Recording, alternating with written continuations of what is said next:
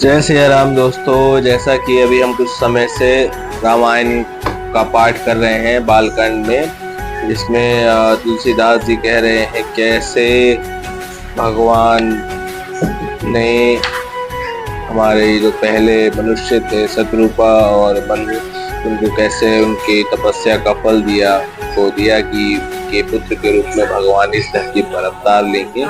तो चलिए आज हम उससे आगे पढ़ेंगे कैसे एक राजा ने कपटी मुनि का वेश धर के प्रताप भानु राजा के साथ छल कर रहा है वो। तो चलिए पढ़ते हैं आगे। और अगर आपको मेरी वीडियो पसंद आती है तो आप लाइक कर सकते हैं और कमेंट करके आपके जो सवाल हैं या आप रामायण के बारे में कुछ बताना चाहते हैं या कुछ पूछना चाहते हैं तो आप कमेंट कर सकते हैं। तो चलिए शुरू करते हैं आज आगे का पाठ। हे प्रताप भानु, सुनो, इस बात के प्रकट कौन से अथवा ब्राह्मणों के शाप से तुम्हारा नाश होगा, और किसी उपाय से चाहे ब्रह्मा और शंकर भी मन में क्रोध करे तुम्हारी मृत्यु नहीं होगी। राजा ने मुनि के चरण पकड़कर कहा, हे स्वामी, सत्य ही ब्राह्मण और गुरु के क्रोध से कहिए कौन रक्षा कर सकता है। यदि ब्रह्मा भी क्रोध करे तो गुरु बचा लेते हैं, पर गुरु से विरोध करने पर जगत में कोई भी बचाने वाला नहीं है। यदि मैं आपके कथन के अनुसार नहीं चलूंगा तो भले ही मेरा नाश हो जाए, मुझे इसकी चिंता नहीं है। मेरा मन तो है प्रभु केवल एक ही डर से डर रहा है। ब्राह्मणों का शाप बड़ा भयानक होता है। वे ब्राह्मण किस प्रकार से वश में हो सकते हैं, कृपया करके वह भी बताइए। हे दीन दयालु, आपको छोड़कर और किसी को मैं अपना हेतु नहीं देखता। तपस्वी ने कहा, हे राजन सुनो, संसार में उपाय तो बहुत है, पर वे कष्ट साध्य है, बड़ी कठिनता से बनने में आते हैं, और इस पर भी सिद्ध हो या ना हो उनकी सफलता निश्चित नहीं है। हाँ, एक उपाय बहुत सहज है, परंतु उसमें भी एक कठिनता है। हे राजन, वह युक्ति तो मेरे हाथ है, पर मेरा जाना तुम्हारे नगर में हो ही नहीं सकता। जब से पैदा हुआ हूँ तब से आज तक मैं किसी के घर अथवा गांव नहीं गया, परंतु यदि नहीं जाता हूँ तो तुम्हारा काम बिगड़ता है। आज ये बड़ा असमंजस आप पड़ा है। यह सुनकर राजा कोमल वाणी से बोला, हे नाथ, वेदों में ऐसी नीति कही है कि बड़े लोग छोटों पर स्नेह करते ही हैं। पर्वत अपने सिरों पर सदा तृण घास को धारण किए रहते हैं। अगाध समुद्र अपने मस्तक पर पैन को धारण करता है, और धरती अपने सिर पर सदा धूली को धारण किए रहती है। ऐसा कहकर राजा ने मुनि के चरण पकड़ लिए और कहा, हे स्वामी, कृपा कीजिए, आप संत हैं, दीन दयालु हैं। अंत हे प्रभु, मेरे लिए इतना कष्ट अवश्य सहिए।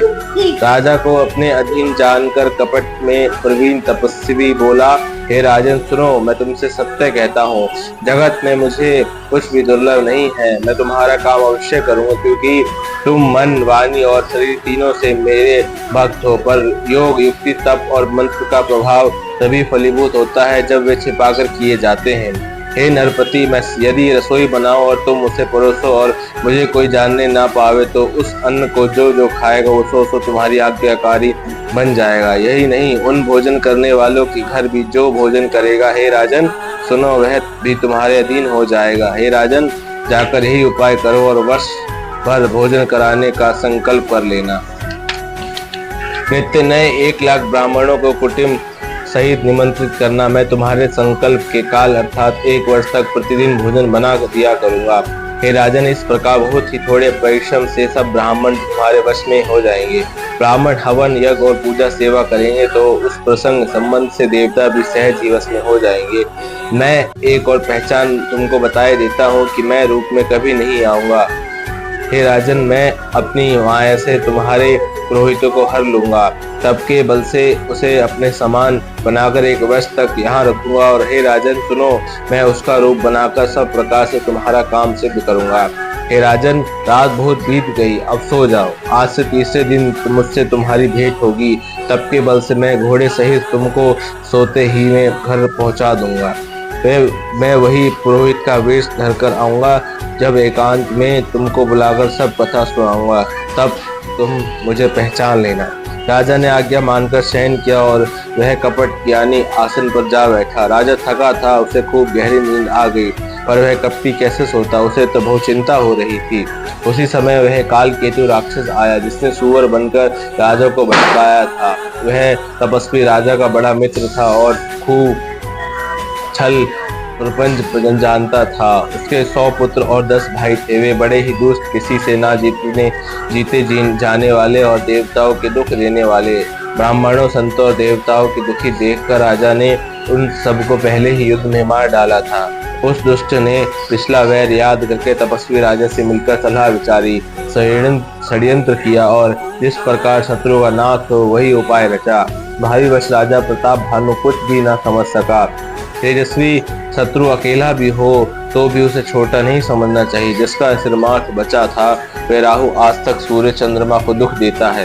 तपस्वी राजा अपने मित्र को देख प्रसन्न हो उठकर मिला और सुखी हुआ। उसने मित्र को सब कथा कह सुनाई। तब राक्षस आनंदित होकर बोला, हे राजन सुनो, जब तुमने मेरे कहने के अनुसार इतना काम कर लिया तो अब मैंने शत्रु को काबू में कर ही लिया। समझो तुम अब चिंता त्याग सो रहो। विधाता ने बिना ही दवा के रोग दूर कर दिया।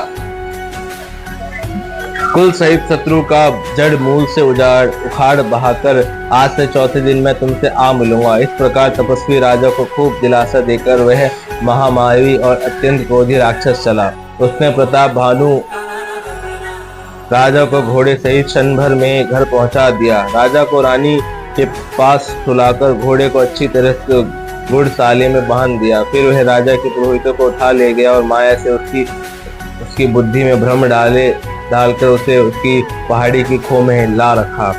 वहां आप पुरोहितों का रूप बनाकर उसकी सुंदर सेज पर जा लेटा। राजा सवेरा होने से पहले ही जागा और अपना घर देखकर उसने बड़ा ही आश्चर्य माना। मन में मुनि की महिमा का अनुमान करके वह धीरे से उठा, जिसमें रानी न जाने पावे। फिर उसी घोड़े पर चढ़कर वन को चला गया। नरक के किसी भी स्त्री पुरुष ने नहीं जाना। दोपहर बीत जाने पर राजा आया। घर घर उत्सव होने लगा और बधावा बजने लगे। जब राजा ने पुरोहितों को देखा तब वह अपने उसी कार्य का स्मरण करके उसे आश्चर्य से देखने लगा। राजा को 3 दिन युग के समान बीते। उसकी बुद्धि कपटी मुनि के चरणों में लगी रही। निश्चित समय जानकर पुरोहित बना हुआ राक्षस आया और राजा के हाथ की कोई गुप्त सलाह के अनुसार उसने अपने सब विचार उसे समझाकर कह दिए। संकेत के अनुसार गुरु का उसने उस रूप में पहचान कर राजा प्रसन्न हुआ। भ्रमवश उसे चेत न रहा कि यह तापस मुनि है या काल केतु राक्षस। उसने तुरंत 1 लाख उत्तम ब्राह्मणों को कुटुंब सहित निमंत्रण दे दिया। पुरोहितों ने 6 रस और 4 प्रकार के भोजन, जैसा कि वेदों में वर्णन है, बनाए। उसने महामाई रसोई तैयार की और इतने व्यंजन बनाए जिन्हें कोई गिन नहीं सकता। अनेक प्रकार के पशुओं का मांस पकाया और उसमें बहुत दुष्ट ने ब्राह्मणों का मांस मिला दिया। सब ब्राह्मणों को भोजन के लिए बुलाया और चरण धोकर आदर सहित बैठाया। जो ही राजा परोसने लगा, उसी काल केतु कृत आकाशवाणी हुई, है ब्राह्मणों, उठ कर अपने घर जाओ। यह अन्न मत खाओ, इसके खाने में बड़ी हानि है। रसोई में ब्राह्मणों का मांस बना है। आकाशवाणी का विश्वास मानकर सब ब्राह्मण उठ खड़े हुए। राजा व्याकुल हो गया, परंतु उसकी बुद्धि मुंह में भूली हुई थी। होनहार वश उसके मुंह से एक बात भी न निकली। तब ब्राह्मण क्रोध सहित बोल उठे। उन्होंने कुछ भी विचार न किया। अरे मूर्ख राजा, तू जाकर परिवार सहित राक्षस हो। रे नीच क्षत्रिय, तूने तो परिवार सहित ब्राह्मणों को बुलाकर उन्हें नष्ट करना चाहा था। ईश्वर ने हमारी धर्म की रक्षा की, पर तू परिवार सहित नष्ट होगा। 1 वर्ष के भीतर तेरा नाश हो जाए। तेरे कुल में कोई पानी देने वाला तक न रहेगा। शाप सुनकर राजा भय के हमारे अत्यंत व्याकुल हो गया। फिर सुंदर आकाशवाणी हुई, हे ब्राह्मणों, तुमने विचार कर शाप नहीं दिया। राजा ने कुछ भी अपराध नहीं किया। आकाशवाणी सुनकर सब ब्राह्मण चकित हो गए। तब राजा वहां गया जहाँ भोजन बना था। देखा तो वहां न भोजन था, न रसोईया ब्राह्मण ही था। तब राजा मन में अपार चिंता करता हुआ लौटा। उसने ब्राह्मणों को सब वृत्तांत सुनाया और बड़ा ही भयभीत और व्याकुल होकर वह पृथ्वी पर गिर पड़ा। हे राजन, यद्यपि तुम्हारा दोष नहीं है तो भी होनहार नहीं मिटता।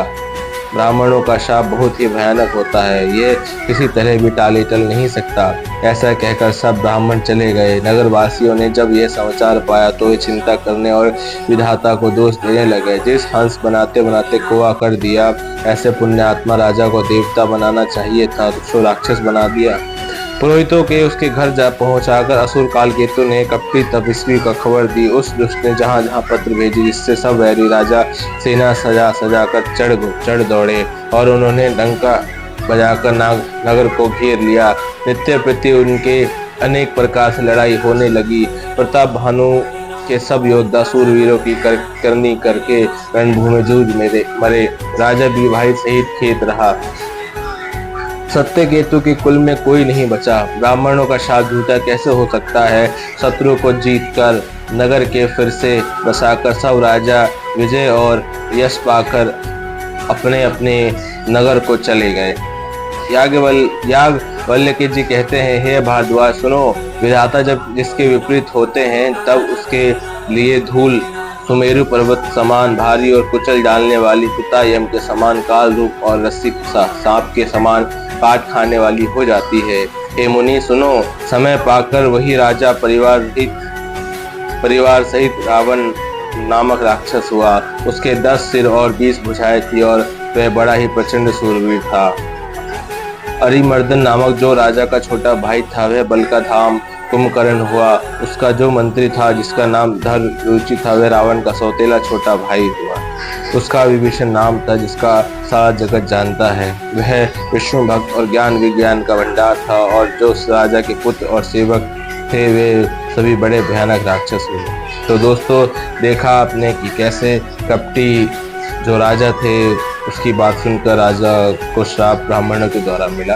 तो आगे की जो बात है हम अब कल करेंगे। तो अब आपसे कल मुलाकात होगी। चलिए फिर अब आपसे मिलते हैं कल।